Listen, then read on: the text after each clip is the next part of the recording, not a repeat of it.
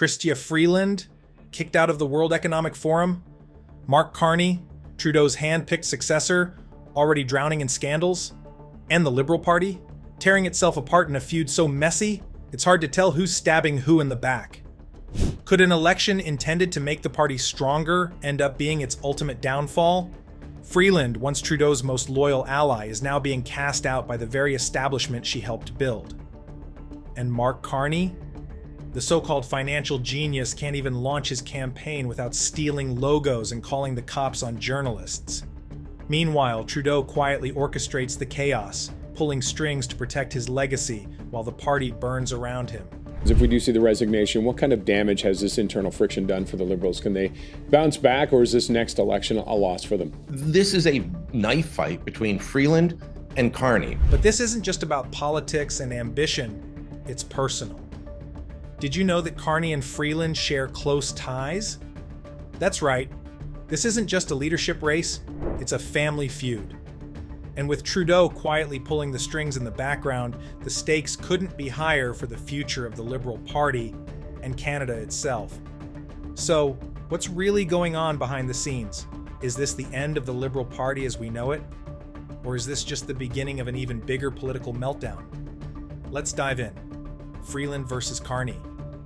To understand just how messy this feud has become, we need to take a step back and look at the two key players, Chrystia Freeland and Mark Carney. On the surface, they might seem like allies. Both are liberal heavyweights with deep ties to Justin Trudeau. But beneath the surface, it's a battle of ambition, power, and survival. I left Trudeau's cabinet because I know what we need to do to win that fight again. Chrystia Freeland has been one of Trudeau's most trusted allies for years. As Deputy Prime Minister and Finance Minister, she was the face of the government's pandemic response and a staunch defender of the carbon tax. But now, she's trying to rebrand herself as a leader who can fix the very problems she helped create. And let's not forget, Freeland has a reputation for loyalty. So why is she suddenly at odds with the very establishment she's been part of for so long? Then there's Mark Carney, the so-called financial genius. He's the former governor of the Bank of Canada and the Bank of England, with a resume that screams global elite. But Carney's entry into the Liberal leadership race has been anything but smooth. From accusations of logo plagiarism to his ties to big banks and the World Economic Forum, Carney is already facing questions about whether he's too much of an insider to connect with everyday Canadians. And here's where it gets personal. Carney isn't just a rival, he's the godfather to Freeland's son. That's right, this isn't just a political feud, it's a family drama. Imagine the tension at their next holiday dinner. Often. About that? I speak with him often. He's actually my son's godfather. So what's really going on here? Is Freeland trying to distance herself from Trudeau's sinking ship? Or is Carney using his connections to push her out of the way? One thing's for sure. This isn't just about leadership. It's about control of the Liberal Party's future. The WEF controversy and Freeland's social media scrubbing. Now let's talk about the controversy that sent shockwaves through Canadian politics. Chrystia Freeland's sudden disappearance from the World Economic Forum's directory.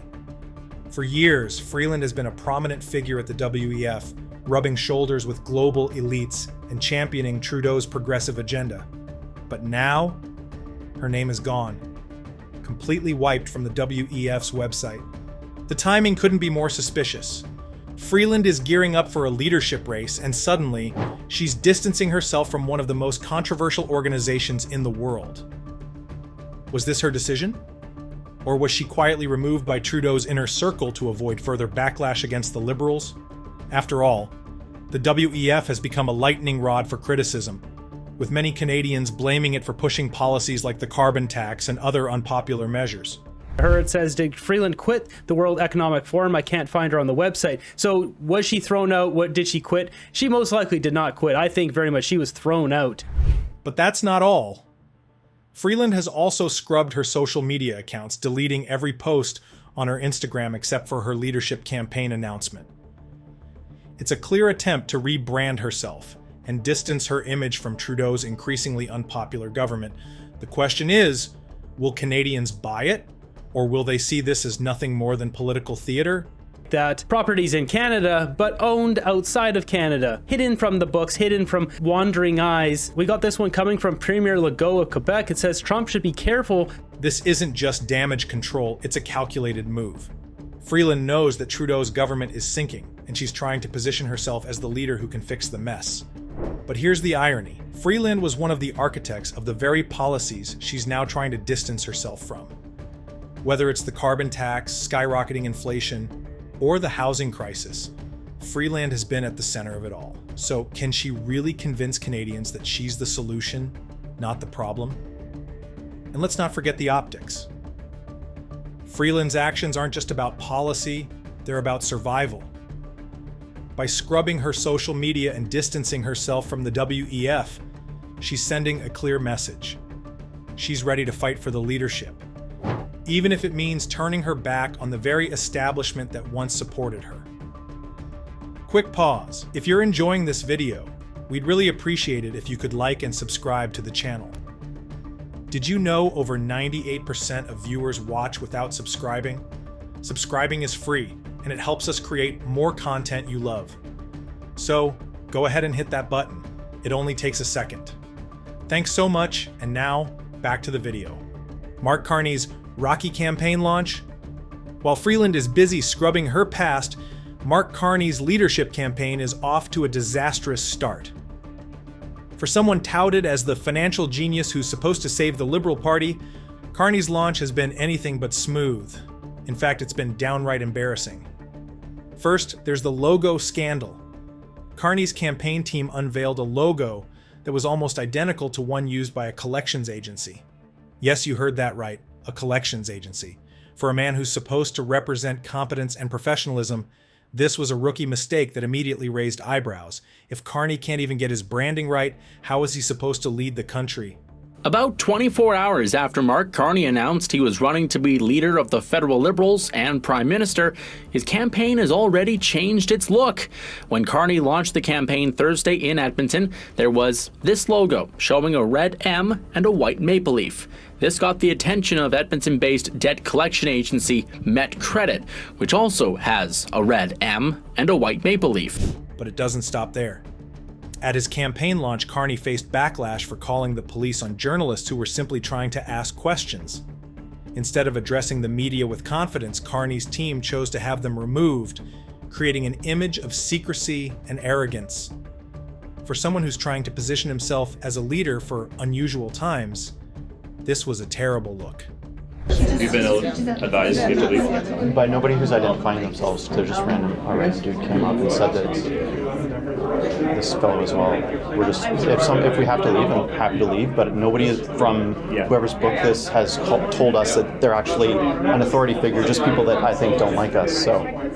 Okay, well, you are trespassing, so you need to leave the property. Okay. All right. Do you want to come out this way so you're not walking in front of all of them? I don't. Sure. Yeah. Okay. Happy to. Yep. They're going to come this way with us? Okay. So that we're not... And then there's the bigger issue, Carney's ties to the Trudeau government. While he's trying to present himself as a fresh face, the reality is that Carney is deeply connected to the same liberal establishment that Canadians are increasingly rejecting. His globalist image, his ties to big banks, and his association with the World Economic Forum make him an easy target for critics who see him as out of touch with everyday Canadians. Carney's campaign is already being framed as a coronation by some within the Liberal Party, but the reality is far from it. His rocky start has exposed cracks in his image, and his inability to handle even the smallest controversies is raising serious doubts about his leadership potential. If this is how he handles a campaign, how will he handle the pressure of leading a divided party or a divided country? The Liberal Party's internal chaos? If Freeland's rebranding and Carney's rocky start weren't enough, the bigger picture here is the complete implosion of the Liberal Party under Justin Trudeau's leadership. What we're witnessing isn't just a leadership race, it's a power struggle that's exposing deep cracks in the party's foundation. For years, Trudeau has been the face of the Liberals, but his government is now synonymous with scandal, overspending, and policies that have alienated everyday Canadians. From the carbon tax to skyrocketing inflation, Trudeau's leadership has left the party in shambles. And now, as his popularity plummets, the Liberals are scrambling to find a successor who can clean up the mess. But here's the problem. Both Freeland and Carney are tied to Trudeau's legacy. Neither of them can escape the shadow of his failures. Freeland, for all her attempts to distance herself, was Trudeau's right hand during some of the government's most unpopular decisions. And Carney? His globalist image and ties to the same establishment make him just as vulnerable to criticism. This isn't just a fight for leadership, it's a fight for survival. The Liberals are trying to convince Canadians that they can turn the page, but with candidates like Freeland and Carney, it's hard to see how they can offer anything new. The one that advised on all the policies that have made Trudeau's government unpopular on the economy, and the person who implemented all the ideas that have made Justin Trudeau unpopular on the economy. That is, utterly insane, trying to say that you're the new change agent. And where is Trudeau in all of this? Quietly pulling the strings? While Freeland and Carney tear each other apart, Trudeau is watching from the sidelines, traveling around on the taxpayer's dime, likely hoping that the chaos will distract from his own failures. If you're not seeking re-election, you're not running in the Liberal leadership, respectfully, why are you here in Windsor? This essentially feels like a campaign whistle-stop visit of our wonderful city. Why spend all this money on security and travel if you're not... But make no mistake, this is his mess. The infighting, the scandals, the disarray, the financial disaster. It all stems from years of mismanagement and a government that has lost touch with the people it claims to represent. So what does this mean for the future of the Liberal Party? Can they recover from this chaos, or are we witnessing the beginning of the end for one of Canada's most dominant political forces?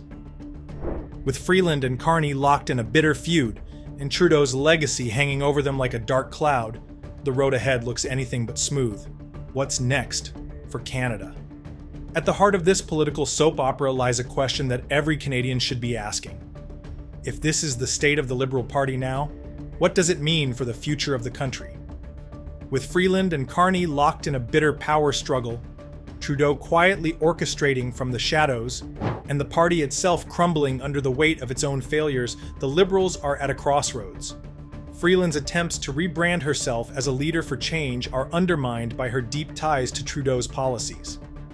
Carney's campaign, meanwhile, is already marred by scandals and a growing perception that he's out of touch with ordinary Canadians. And as the infighting intensifies, the Liberals are losing the one thing they can't afford to lose: the trust of the voters. But this isn't just about the Liberal Party, it's about Canada.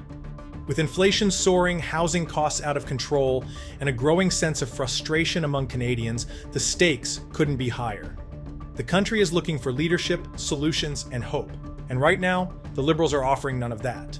Instead, they're giving us a front row seat to their own implosion. So, what happens next? Will Freeland's calculated rebranding pay off? Will Carney overcome his disastrous start and prove he's the leader the Liberals need? Or will this feud tear the party apart, leaving the door wide open for Pierre Poilievre and the Conservatives to take the reins? One thing's for sure, the drama isn't over yet. Let us know what you think in the comments. Is this the end of the Liberal Party as we know it? Can Freeland or Carney turn things around? Or is it time for a new era in Canadian politics? Don't forget to like, subscribe, and stay tuned for more updates on this unfolding political drama.